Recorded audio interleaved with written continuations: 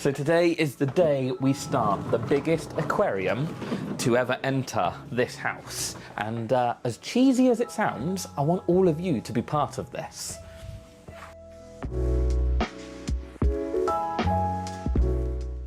Now, some of you may realise this gap is where our old Aquascaping line used to be. Now, don't worry, because that has been relocated into the fish garage, and I'm actually quite happy with it because, well, I've got a bigger aquarium in the fish garage now. So we're going to be doing some bits and pieces with that at a later date, but we are replacing it with this huge aquarium here. Well, actually, this is the cabinet. This isn't the aquarium. So this is an Highline 600, and it's 160 centimeters long, it's 60 centimeters front to back, and it's 65 centimeters tall. Well, the cabinet isn't. With the tank on top, it's somewhere about here, sort of thing. Now, water volume wise, this aquarium comes in about 580 litres, but I have already picked up 2 monster pieces of wood to go in here, so it'll probably come in somewhere a little underneath that when it's full. Now, the reason we opted for the Highline aquarium is because it is one of the biggest premium aquariums you can get off the shelf. Another bonus is actually the cabinet comes pre-built, so I'm always a fan of that. Now, it is going in between essentially my living room and my kitchen diner area, so I wanted this to look absolutely amazing, show-stopping, yeah, just all the bells and whistles.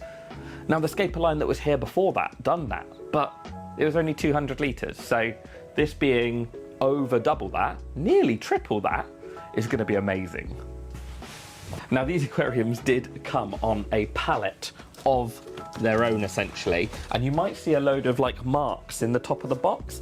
That is because it has been behind my sofa for a couple of weeks while I was messing around and waiting for, not waiting actually, I was procrastinating is what I was doing in actually moving the aquarium that was here. But all these marks are from where my dog Roma kept climbing on top of it and sleeping on it. So I ended up having to like build an anti-dog device on top of these boxes. But they were delivered on their own pallets, and you just hopefully have to slide this box up and we are done. Where am I going with this box? That way. Now, we opted for the anthracite coloration, which is like this really nice dark grey colour. The packaging does normally come a bit more wrapped up than this, but I was a bit excited when I got it and already unwrapped it once. So yeah, that's why all of the sellotape's been pre-cut. But they do a white, like a gloss white, and they also do an oak. Now, the reason I haven't gone for the white is I think Quinn would end up using it as a whiteboard, and I don't fancy having bluey artwork all over my new aquarium.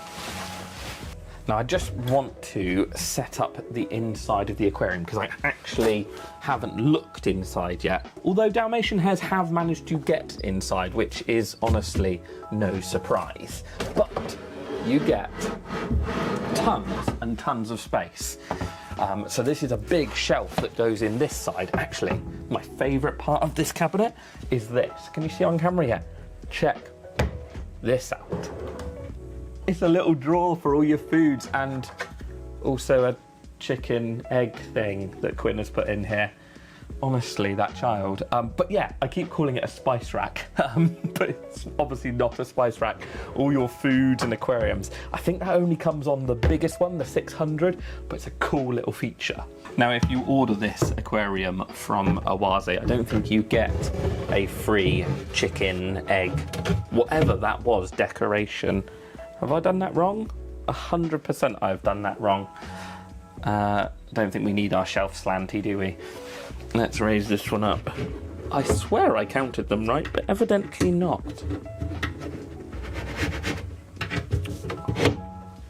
That's better. I need that back one now, though.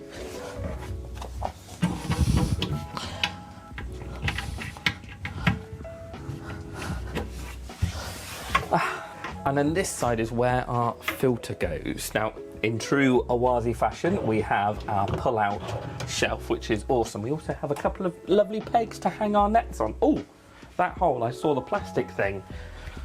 It's a little electrical cupboard cover thing to go on there. Perfect.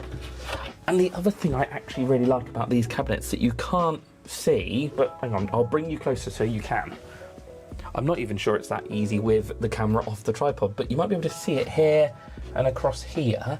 There is actually a bead of silicone so that where your filter sits in this cupboard, if you have any accidents, if you spill a bit of water or drip a bit of water in the cupboard, it actually stops the water from getting into the cabinet. So that's a really nice design feature, because I'm quite a not lazy, let's not say lazy, I'm not very cautious when it comes to filter cleaning, so having that siliconed in like that and stopping the water ingress into the wood is absolutely perfect. Now these tanks do come with the Awazi Biomaster 2 thermos, so all of the heating and filtration and everything is housed in the cupboard, which is going to be ideal. One thing I did want to show you, and I don't know if it will pick up on camera, look at what Roma done to the box. That's where she was trying to sleep, on top of the cabinet and the filter and everything I had stored there. Honestly, she has 2 big fluffy beds that she shares with Mini Dog. She normally gets and climbs on the sofas, but no, we decided to sit on the cardboard boxes. What an absolute plonker. So for the minute, all we'll do is we'll chuck this filter in this cabinet, because, yeah, look at it, look what she's done to my box. And now she's sunning herself, honestly. She's got a life of luxury, that dog. Right, we'll chuck this in here for the minute, because there's some special things, not things, but there's some special features with this tank that means we've got to get the aquarium on before we can actually do some of this. So yeah, you sit in there just for the minute. Now, one other thing about these aquariums that I think is very well thought out, and actually I think it's a feature on my Scaper line as well, is that you can use an Allen key and you can adjust all the feet, well, without getting underneath the cabinet. Now, I'm fairly lucky in the fact that my floor is level because it got redone recently. But for someone or a lot of people that used to come into the shop, making sure your cabinets were level was a really difficult thing. So having this feature where you can just literally make sure that they're all tightened and essentially level is perfect without having to try and get under the cabinet or mess around with things. Yeah, really, really nice feature. And then once you're finished, you can just pop these little caps over the top to make it look clean. Now, I've just realised that there is no way me and Katie can lift this tank onto this cabinet. It is going to be way too heavy for her. Luckily, I've just messaged my good friend Martin, that you'll all know from the fish shop, and he is off today and is just up the road and is going to come down and help me lift it into place. But yeah, definitely worth making sure that you've got friends or family that are strong enough to help you lift these tanks in place before you get them. Maybe Katie was right. Maybe I should have gone for the smaller one. They do like a 200, but that's the same size as my Scaper line, so what's the point? A 300, well, that's not quite big enough. It's not enough extra. A 400 would have been double. But yeah, no, the 600 was definitely the right choice. I probably should have just been a little bit more organised with people to help me.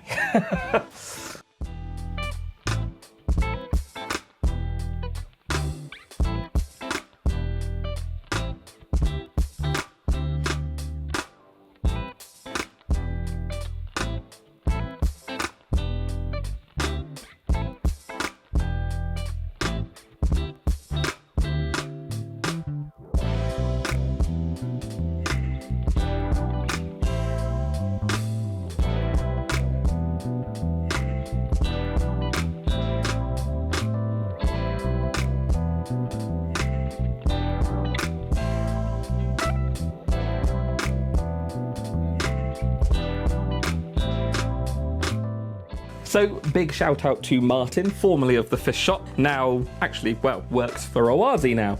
But anyway, that's a different story. But yeah, big shout out to Martin for coming and rescuing me and giving me a lift on with this. Maybe I'll get him back in to give me a hand with scaping it or adding some fish to it. I think he'd quite enjoy that because he's got some plans for some big tanks as well. So anyway, that's beside the point. Now that I've got it out, I can actually see that this glass is actually really high quality and it is thick. It is like 12mm glass, I reckon. It's really thick glass, but it's that ultra clear stuff, so I think we're going to get a really nice view into the aquarium once we get all those plants and fish in there. Now, next up, I do need to read the instructions because I have a bag full of fittings and they need to do the funny thing I was telling you about in the back. So now I am going to have to remove my potted plant because the last tank was open top and didn't have a lid, whereas these Highlines do have lids. And do you know what I like about them? You press them down, they pop up, and you can lift the entire lid up. Now they work on these, I don't know if you can see, but there's just little spring-loaded lifters. Spring-loaded lifters, I guess? Yeah, we'll call them that. But what I need is down in this corner here. Now you can see in this corner you have got a dry weir box, so your filter essentially comes up over the top like that, and then down in the bottom you have a drilled hole, and there is a bulkhead, but you have this strainer for the filter coming up through there, so there's no priming the filter, there's no real head height on the filter, like the filter doesn't have to push the water up and over. It just makes life a lot easier with these externals. It also gives you a really seamless look, because when you bring this lid down and pop it back down, it's actually like perfectly clear. There's no pipes hanging out the top, there's nothing, nothing. It is a perfect, like, I guess picture frame aquarium, but big and amazing and so cool. Now these tanks do come with an instruction manual, but most of it is fairly self-explanatory, making sure the tanks are level and how the lid goes on, how to adjust doors and things like that. But it is useful to have it. The one thing that we're doing next is putting the pipe through the bottom. So we're making sure that the seal rings are the right way around, we're making sure the locking nut's on, things like that. And no, I don't think I'll need to get in it. I think I'll just need to drop the bulkhead down through. So we need to get that in there, and then to the cupboard. The locking nut and seal ring just screws straight on to the bottom of the bulkhead. As simple as that. And then we need to place our little hose tail on, and that is where our external filter will attach to in a minute. Then we can push our filter grill on top of that, and we're away. Now next up I need to do the inlet, and for that we need to thread this pipe up through the dry weir box, and then that should come out up there. Now all I need to do for this is push the funny little, well it's not a Jubilee clip, but it's like a little clampy thing. Push that over there. Oh, this might need some hot water actually. Oh no, we're okay, that goes on there. Sometimes it is easier if you've got the piping to put a bit of hot water on it because it makes it soft, but sorry for the awful noise, but that is now quite a ways on. Clamp that onto there. Sometimes it's good to use a pair of pliers, but you don't want to be too aggressive with them. That's now clamped, that's now stuck. That can go back in there. Now I want to make sure that I can pull the filter out on its shelf and still have the piping reach. So yeah, there should be ideal. Look at it twice, it's up there, yep, that's fine. Just before I cut it, I need to go to the shop to buy more piping because I cut it wrong. Well, that one will go on there, but we need our bag of bits. Now these are just locking rings, so those go onto there. That will mean then you can lock the piping into place. Like so. There we go, and now it's just the in, so essentially the filter grill into the filter. But I want to add something to this. Normally this next length of hose would only come from here to here, but what I'm actually going to put on this is one of these. Now this is essentially a shut-off valve. Now I was just showing you that one to show you what they're called because this is the wrong size. This is the correct size for what I need, and you've got a tap on each one so you can shut the water off, undo it, and then you've got your piping essentially on two shut-off valves. So the reason I want to do this is because at a later date then, I can extend the piping without having to drain the tank or empty any of the pipelines. I can then put a UV sterilizer on here. I could put an inline CO2 system on here. I can change this up, and because I want this to be like my ultimate flagship aquarium, CO2 units and UV sterilizers, they're a probable thing that I'm going to put on here as time goes on, and it will also enable me to teach all of you what those things do. So I think just having one of these auto shut-off valves in between and me being able to cut pipe work and add bits on is just going to be a genius thing. It doesn't matter so much on the one that's going back into the aquarium because I can drain that down really easy. But with the drilled base and with like wanting to clean pipelines and things like that, this is going to make life much easier. Now these shut-off valves don't come supplied with the filters and they don't come supplied with the tank, but I think it's just going to be a useful thing for me to have. It's not always a necessity, but I think for what I do and making it easier to clean pipes and add things on at a later date, I think this is just going to be genius. And for the pounds that this costs, I think it's worthwhile. Right, let's get that on the bottom of the tank. So that pushes onto there, and then we just need to make sure these two locking nuts are done up to hold the pipe in place. It's a little bit unfortunate I have chosen to do this big tank on a very, very hot day. But I've also just had a thought with these inline shut-off valves. If I got an extra one and attached it to a really, really, really long piece of pipe to go outside my back door, I can unscrew that, trail it out the back door, open the tap, and drain water straight from the drain inside the aquarium straight out my back door. Obviously, it wouldn't do any gravel cleaning, and I'd want to do that every now and again, but it'd be really quick for a water change. You just want to make sure that you don't leave it unattended for any length of time, because yeah, you could drain your aquarium all the way to about 2-3 inches. So yeah, don't be leaving it unattended, but I think that could help me in the long run. So that one goes on there. And do you know what? I've just realised that we haven't put the rubber feet on the filter at the moment, so I'll need to do that in a second. That on there, that's on there. And then I just need to make sure that I can pull this shelf out and have enough piping to do it.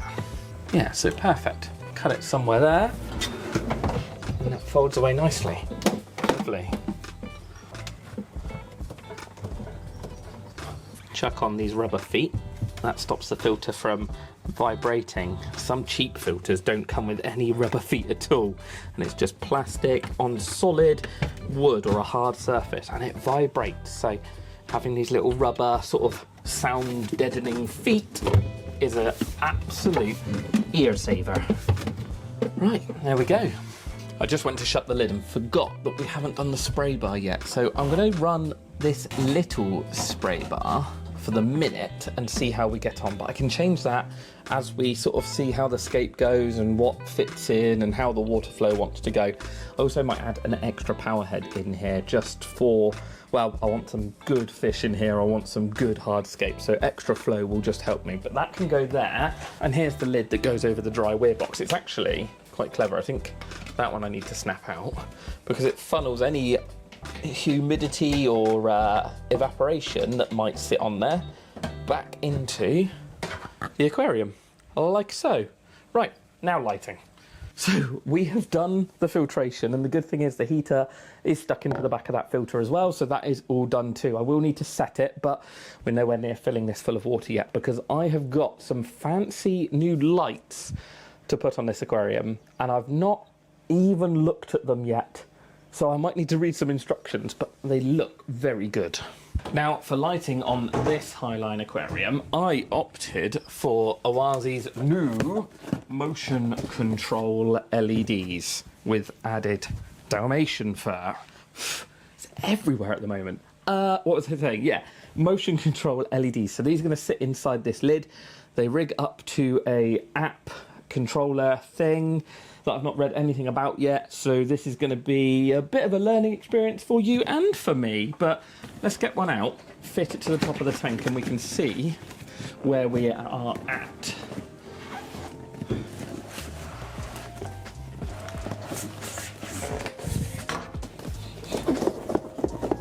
Don't think there's anything else left in there.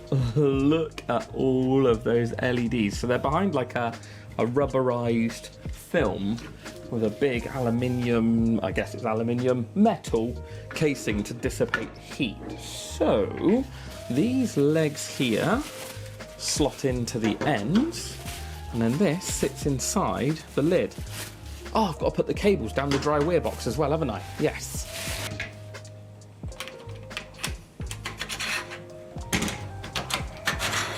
And there are locking screws, so you can lock them to the length that you need, which will be very useful.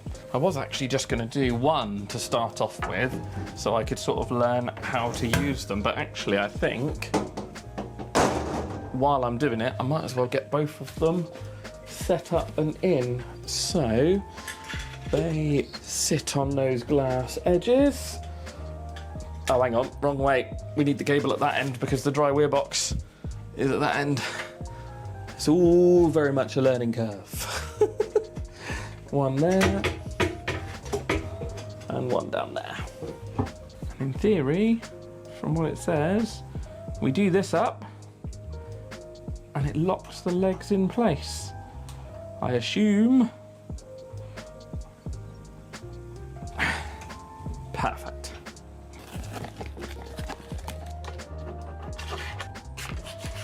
Now in theory, I should just be able to open up the dry weir box and drop these cables down through, and they'll end up in my cupboard. Ideal. Right, so we've got our aquarium controller, our splitter for the lights, and our power supply for the lights. That should, in theory, be everything we need to get these running. Now, first up, we'll get this out. This is the aquarium controller. I think you can do other things with this, which we will find out at a later date. It's certainly got a lot of plugs in the back of it. Now, where's my splitter? Here. So this, in theory, clips into the back of there in a minute, and our two light units clip into these, and then that means the lights are running on one. Am I doing that right? Yeah, no, I'm not doing that right at all, am I? So now, in theory, the power supply goes into that first port. That then plugs into that one. See, it's very simple. I do need to download the app in a minute though. And then that can go into there. I just need to plug this in. I've pressed some buttons on my router that will insert. Whoa. You might be able to see by the lights above you, they all just turned on. So we need to wait for this to connect now. I think it just connected. We've got a green light. What does that mean? Green light means it's ready.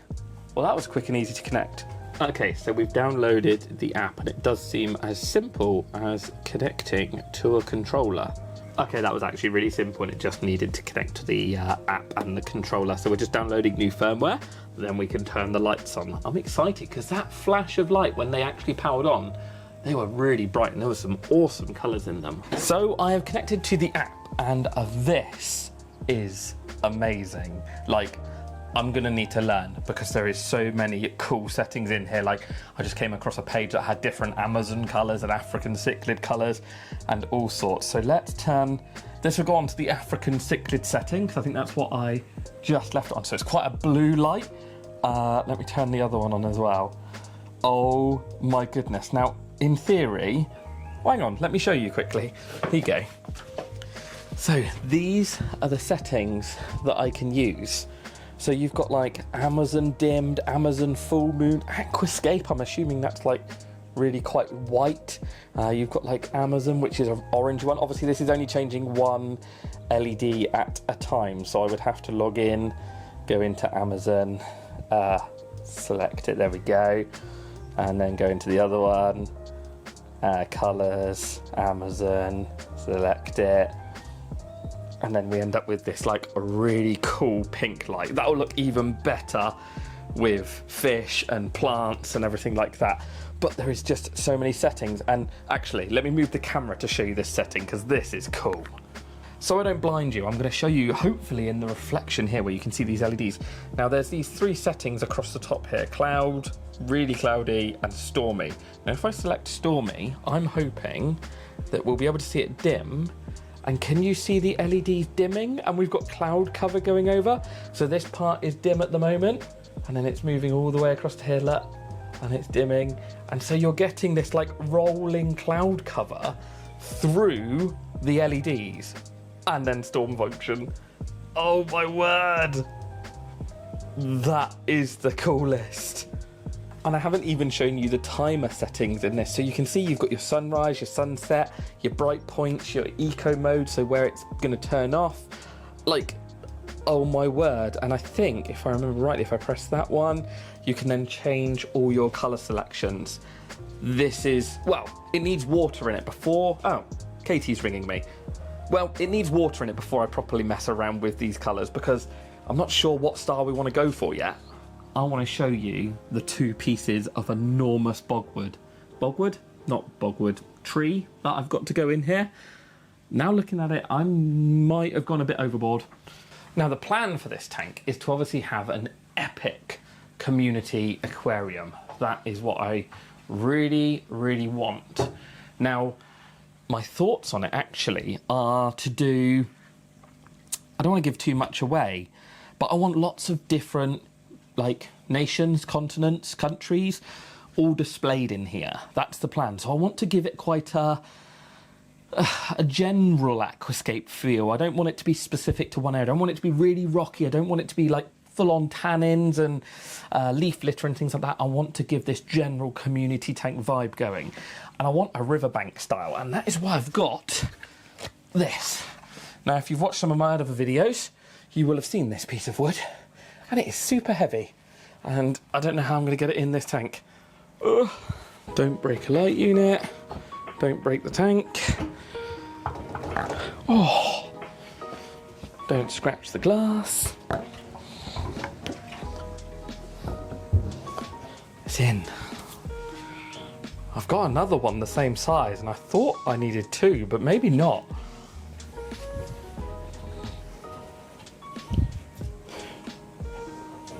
So yeah, that's exactly what I was thinking. This sort of fallen riverbank. I'll build it up underneath there. We're gonna go cobblestone, I think, to keep it really sort of simple. Big cobbles to block back the soil. But I have got another one that might fit in here. Do you know what, let's go grab it. No harm in trying.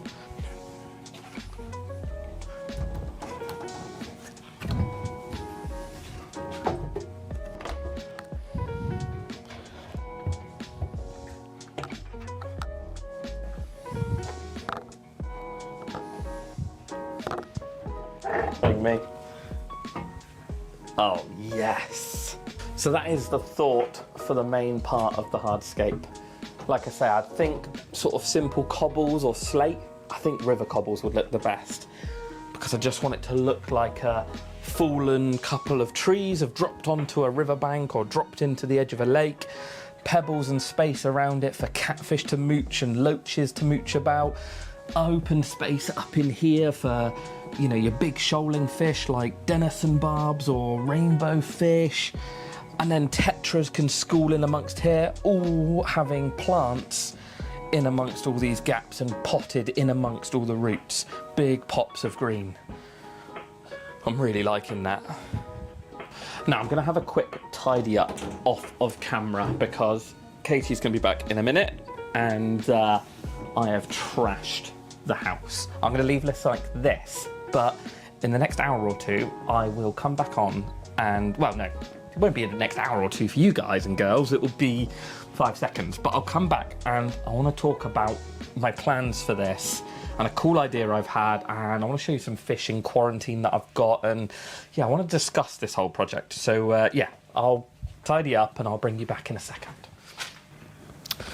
So I've had a quick tidy up around the house and it is all looking good now. I must say, I am really impressed with how bright these lights are. I've had a quick play with like the thunderstorm setting and the timer setting, and they are really, really cool. So I'm looking forward to actually getting this full of water and plants and fish and seeing, well, essentially how the colours pop.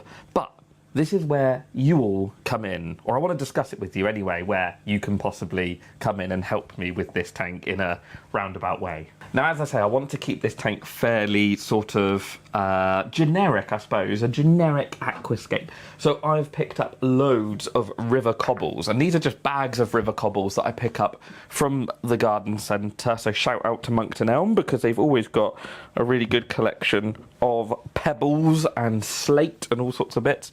So this will give it that riverbed theme vibe that I really, really want in here. Now I'm just placing these in to get that sort of overall effect.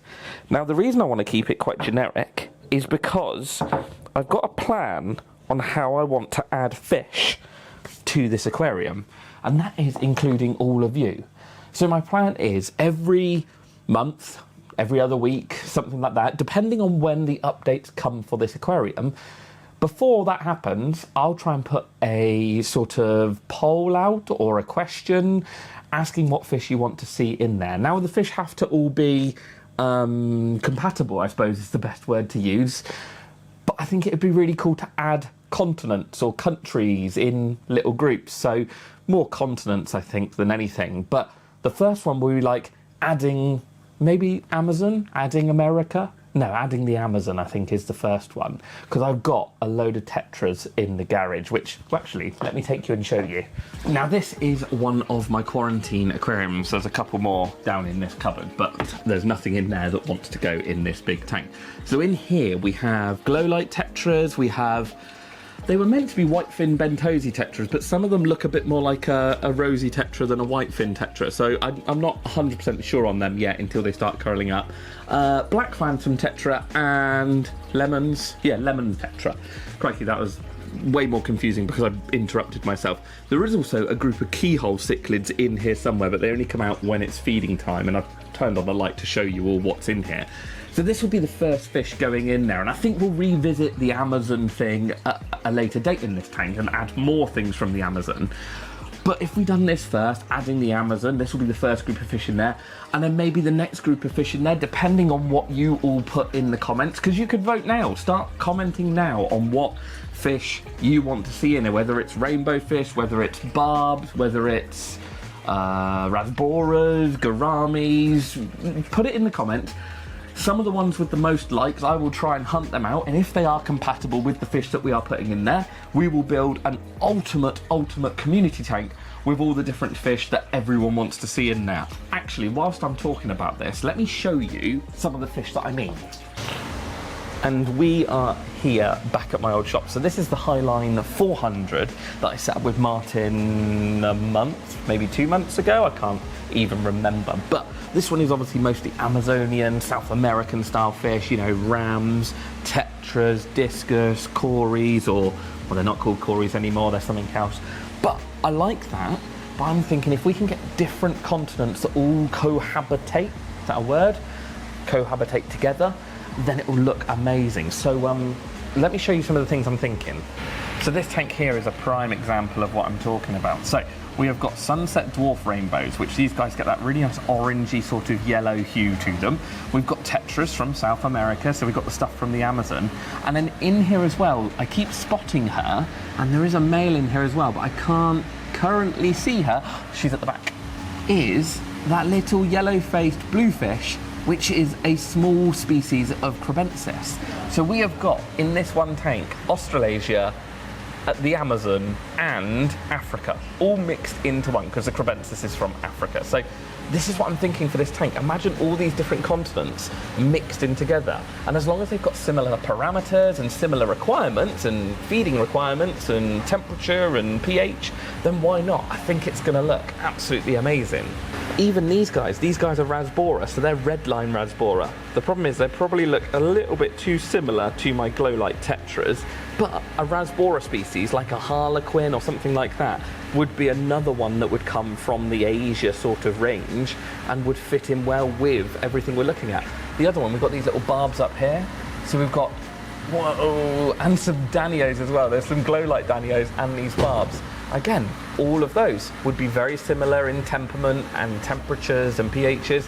I've just got to do my research to make sure all of them are going to get on well. And then over on this system here, we've got some of the smaller rainbow fish. So these are little Gertrude's rainbow fish. And then we've got some of the threadfin rainbow fish up here. Again, they're smaller, and I'd need to make sure that both of those would get enough food. But again, similar pHs, similar temperaments. I think if we do our research right, we can build an epic community out of this tank. And what tank wouldn't be complete without some awesome catfish, like maybe even some twig cats or some whiptail cats, whatever you want to call them. Oh, I don't even know, like there's some really nice brockis in there that probably aren't brockis anymore. Yeah, I think they are brockis. Skunk cories, like the possibilities are endless. One of my favourite rainbow fish in here is these Bozeman's rainbows. You can see that the front half's blue and the back half's like that orangey yellow. They would be a really cool fish to have in there. Now in a softwater aquarium, I wouldn't normally recommend things like swordtails or platies, but actually all the fish here are kept in a softer water because, well, that's the local tap water and there's no point messing around with it too much. So when I was here, we used to buy from a lot of breeders that would breed in softer water. So maybe actually some, I do love these koi swordtails, but I've got them upstairs, but maybe some blue platies or maybe even some sort of calico swordtails would actually add a bit of colour and a different personality to the tank. And it would actually cover Central America. Even though they're tank bred, these guys would have originally come from Mexico and places like that. So yeah, maybe some live bearers at a later date as well. We'll see how it goes. So yeah, I think we can make a really cool community tank covering loads of different continents or countries or areas or whatever you want to call it. Oh, and as a side note, don't worry about the cloudiness in this tank. We've actually just messed around and put a surface skimmer and a different spray bar in here to change the water circulation. And yeah, it's just kicked up a little bit of muck. So yeah, let me know what fish you want to see in this tank. Rainbows, barbs, tetras, gouramis, a few cichlids maybe. Let me know down in the comments and we will build this epic community aquarium essentially as voted for by you guys and a few additions by me, I think. Obviously it will be what's available locally to me as well, so there might be that. So yeah, drop them down in the comments. And also I wonder now, do you think the 2 bits of wood or do you think we need to get rid of one? I quite like the 2 bits because this is going to be an open sand area. The back's going to be a bit of an open sand area. That'll give us space for catfish, some big rocks in there. Yeah, anyway, let me know in the comments. I want us to talk and chat and message about this tank because I think it will be an epic one to design and build together. Anyway, thank you for watching. Make sure you subscribe because episode 2 we will get everything planted, sand, rock, and make that aquascape final and finished, and then we can start looking at fish. So yeah, thanks for watching. I'll see you all in the next one.